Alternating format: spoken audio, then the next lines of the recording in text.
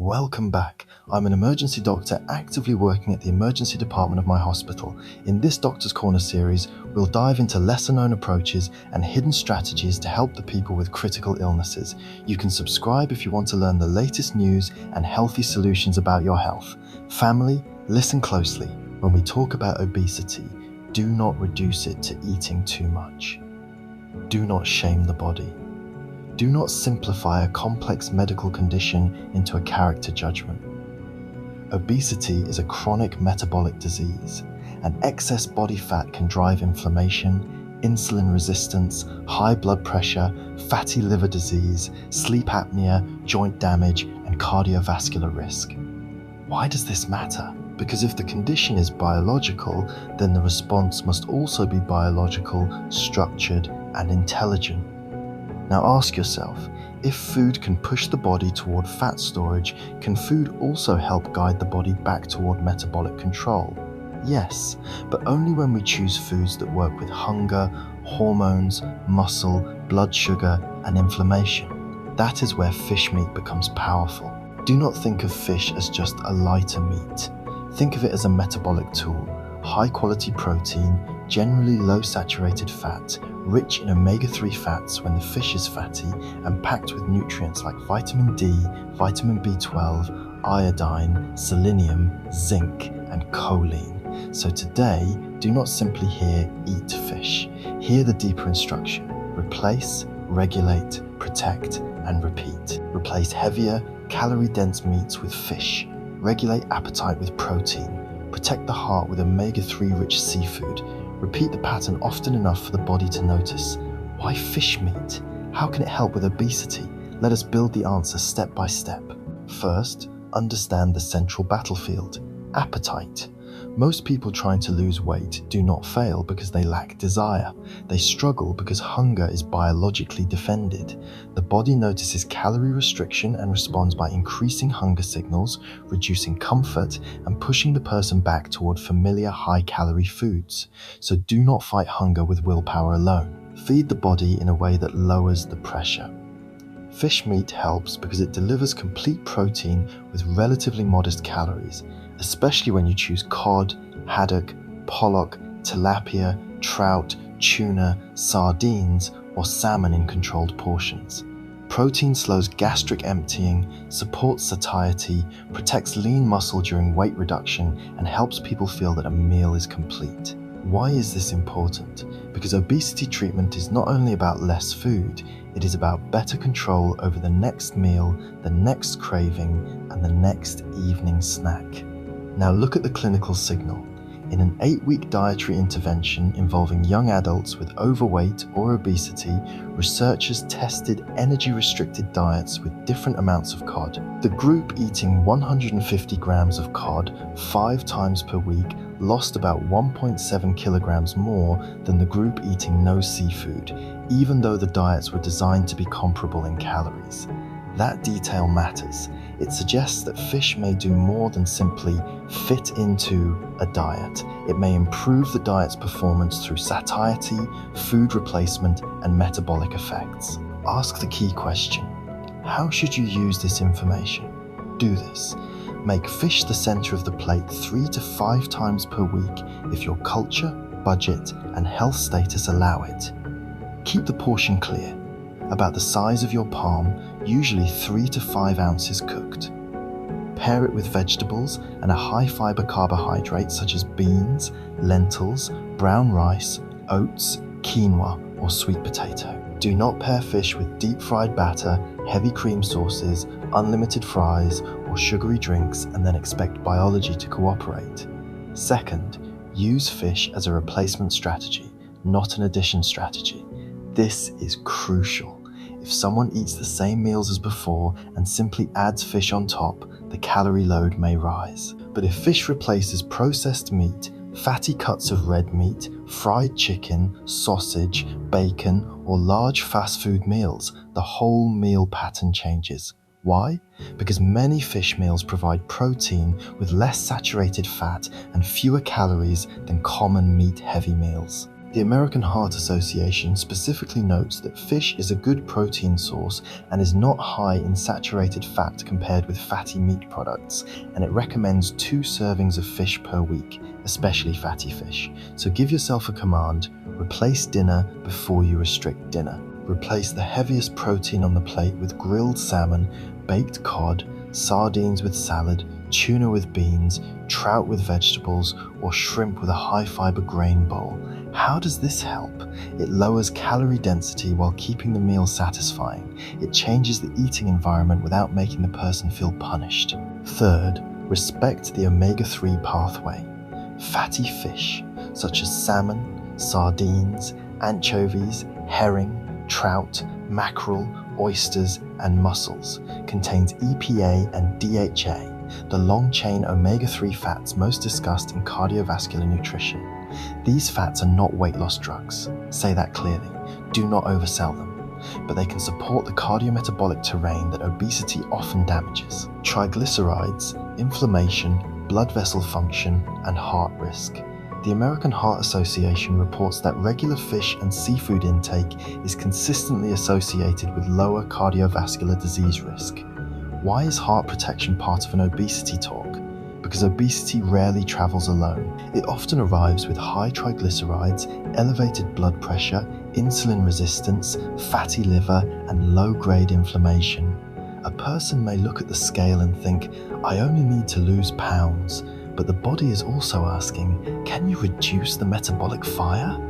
Fish can help answer that question, especially when it replaces foods that inflame the pattern. Refined carbohydrates, processed meats, deep-fried foods, and excess saturated fat. There is also evidence from weight loss research that seafood can improve risk markers during calorie reduction. In a randomized controlled 8-week trial of 324 young adults with overweight or obesity from Iceland, Spain, and Ireland, participants followed energy-restricted diets with no seafood, cod, salmon, or fish oil. The oily fish diet produced a greater triglyceride reduction than the diet without fish or fish oil. That is not just about the scale, that is about the bloodstream becoming less hostile. Now ask, how can we make this practical at home? Use the 2-lane method. Lane 1, lean fish for lower calorie, high protein meals. Cod, pollock, haddock, tilapia, sole, shrimp. Lane 2, fatty fish for omega-3 support. Salmon, sardines, trout, herring, anchovies. Rotate them. Do not eat only one type. Variety reduces contaminant concerns and improves nutrient coverage. Fourth, pay attention to inflammation. One detail from the seafood weight loss literature deserves more attention than it usually receives. In a study of young adults with overweight and obesity during 8 weeks of energy restriction, participants lost weight overall, and cod consumption was associated with reductions in high-sensitivity C-reactive protein and interleukin-6, 2 markers connected with inflammation. Why does that matter? Because obesity is not just stored energy. It is often inflamed fat tissue communicating with the immune system. Think of the body like a neighborhood at night. If every house has lights on, alarms ringing, and traffic blocking the streets, even normal repair becomes harder. Chronic low-grade inflammation is like that background noise. It does not always scream, but it interferes. So when a food pattern helps reduce inflammatory pressure, it may make exercise easier, blood vessels calmer, joints less irritated, and metabolic recovery more possible. Fifth, use fish to defend muscle. When people lose weight poorly, they may lose both fat and muscle. That is a mistake. Muscle is metabolically active tissue. It supports glucose disposal, strength, mobility, and long-term weight maintenance. So do not chase weight loss alone. Chase better body composition. How?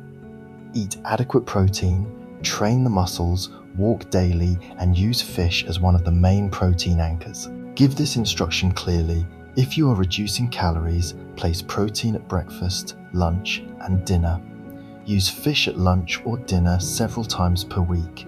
Add resistance exercise 2 or 3 times weekly. Why combine these? Because nutrition gives the body amino acids and strength training tells the body where to use them. Fish alone cannot preserve muscle if the body never receives a strength signal. Sixth, choose safety with intelligence. Do not let fear of mercury make you abandon seafood completely, and do not let enthusiasm make you careless. The FDA and EPA advise choosing lower mercury fish and, for many people, eating 2 to 3 servings per week from best choices or at least 8 ounces of seafood per week as part of a healthy eating pattern. Lower mercury choices include salmon, sardines, anchovies, trout, tilapia, cod, haddock, pollock, shrimp, scallops, oysters, and many others. Limit or avoid high mercury species such as shark, swordfish, king mackerel, big-eye tuna, marlin, orange roughy, and tilefish, especially for pregnancy, breastfeeding, and children. How should a family apply this? Keep it simple.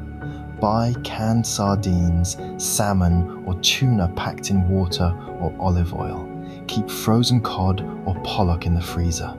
Cook fish on a sheet pan with vegetables. Use lemon, garlic, paprika, black pepper, herbs, yogurt sauce, mustard, or salsa. Avoid turning a helpful food into a calorie bomb. Bake it, grill it, steam it, air fry it lightly, or pan sear it with measured oil. Command the kitchen. Do not let the kitchen command you. Seventh, build the plate correctly. Say this to yourself before eating: protein first, plants second, starch measured, sauce controlled. Put fish on 1/4 of the plate. Fill half the plate with vegetables.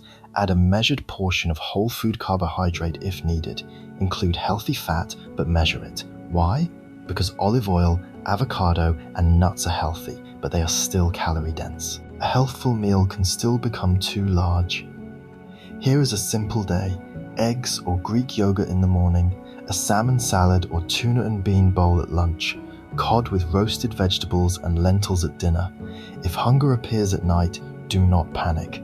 Ask, did I eat enough protein? Did I eat enough fiber? Did I sleep enough? Did I drink water? Did I move today? Obesity care works best when the person becomes a detective, not a judge. Now let us be medically honest. Fish meat is not a cure for obesity. Do not use it as decoration on top of an unhealthy pattern. Do not expect 3 salmon dinners to reverse years of sleep loss, stress eating, sugary drinks, low activity, and ultra-processed snacks. But do take fish seriously as one of the strongest food swaps available. It is filling, nutrient-dense, heart-supportive, compatible with Mediterranean style and DASH style eating, and easy to prepare in advance. Why does it work best when repeated? Because the body responds to patterns, not isolated events. 1 fish meal is a meal. 2 fish meals per week is a habit. 3 to 5 well-planned fish meals per week can become a metabolic rhythm. The scale may move slowly, but triglycerides, waist circumference, appetite control, and meal quality may begin shifting before dramatic visual changes appear. So here is the final message. Use fish meat as a strategic weapon against obesity. Not by magic, not by hype, but by biology. Let it replace heavier meats. Let its protein quiet hunger. Let its omega-3 fats support the heart. Let its nutrients strengthen the body while weight comes down.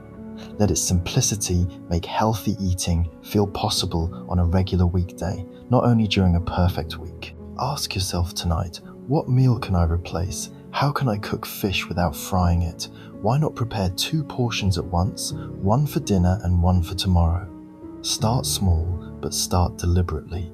Choose a lower mercury fish, cook it cleanly, pair it with vegetables, repeat it next week, then repeat again. Take care of your body like it belongs to someone you love, because it does. Stay well, stay connected, and I'll see you with the family in the next topic.